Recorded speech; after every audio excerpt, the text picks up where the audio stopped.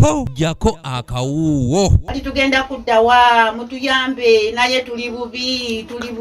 Minisita avunaanyizibwa ku by'ettaka Betty Olive Namisango Kamya okutuuka okulabula abakuumaddembe abawa abagagga abagobaganya abantu ku ttaka obukuumi abadde asinkanye Namukadde Alice Nabitoso w'emyaka 88 mu ofiisi za minisitule evunaanyizibwa ku by'ettaka esangibwa mu Kampala ng'ono waliwo abaagala okumugoba ku ttaka lye erisangibwa e Wakiso mu munisipaali y'Ekira. Naye nze njagala kusaba abapoliisi yekwasisa amateeka feno gye tuli waggulu tukola amateeka Parliament negakakasa poliisi RDC LC1 chairman abo ne bagategesa mu nkola. N'olwekyo nkubira poliisi omulanga ereke kulya mu bantu kwekubana n'abamanyi b'amateeka wabula bateekese amateeka mu nkola. Minisita Kamya ategeeza nti abapoliisi bangi abakozesebwa nga n'olwekyo etteeka erivunaanyizibwa ku by'ettaka lisaanye okukyusibwa ate lisomesebwe n'abantu basobola okulitegeera. Amateeka gagamba bwe gati ow'ekibanja tataataaganyizibwa era bw'ogula ettaka nga liriko ow'ekibanja oyo mwesonyiwe. N'omuntu yasangibwa ku ttaka mu 1983 oyo ne bamuyita bona fide occupant oyo n'ettaka liti tataataaganyizibwa. Nabitoso abadde atambulira mu kagaali k'abalema ng'ayambibwako muwala we Florence Ziribaggwa wamu n'abamu ku bazzukulu be olusinkanye minisita Kamya Katonda amaziga gabayitemu era nga bano basoose mu kafubo wamu ne minisita akamalidde ddala akaseera nga n'oluvannyuma bano batubuulidde ebivuddeyo. Assistant RDC yeekubanye n'oyo yagamba mbu yagula ettaka ne batyobola ekiragiro kye yeyiniriza n'ekibanja kye ne basigala nga bo bakozesaawo.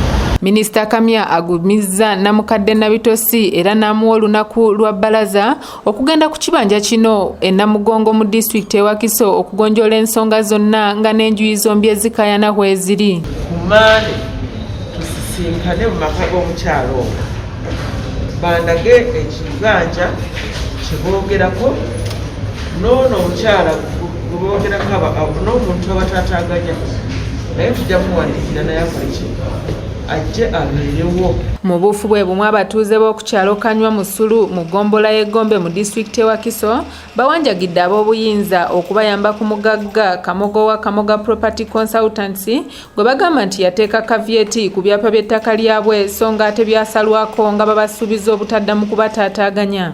Naye tukwegayiridde tetwagala mivuyo ku kyalo kyaffe, tetwagala kutukaabya maziga, sigala yeeye entebe tukulaba ku mativi ng'obonyaabonya abantu. Mwami Kamuga tukulabula obadde mu mivuyo mingi egy'amataka naye tukusaba okumeeya entebe ebyo by'okusuubira nti olina abanene twagala tukuba omulanga eri pulezidenti olabulwe ku bintu ebituuseewo ewaffe Kanywa Musulu kubanga omusika wa Sebalijja alabika yatulyamu olukwe n'ayagala atutundeko ekibanja nga ate kitaawe yatugumiikiriza ebbanga lyonna nga talina kyatusaba. Abatuuze be tusanze mu maka gaabwe batulombojjedde obunkenke bwe baliko era ng'okusinziira ku ssente bw'ekyalo kino ategeezezza nti kya nnaku era kyewuunyisa okubanga abaddukanya ettaka lino baabasalako ebibanja byabwe era ne babawa ebyapa wabula nga tebamanyi Kamoga gye yavudde ate kutandika kubataataaganya. Bajja ne batutwalako ebibanja byaffe ne babisalako ku mangu era okukusalako nga n'abagula bali mabega.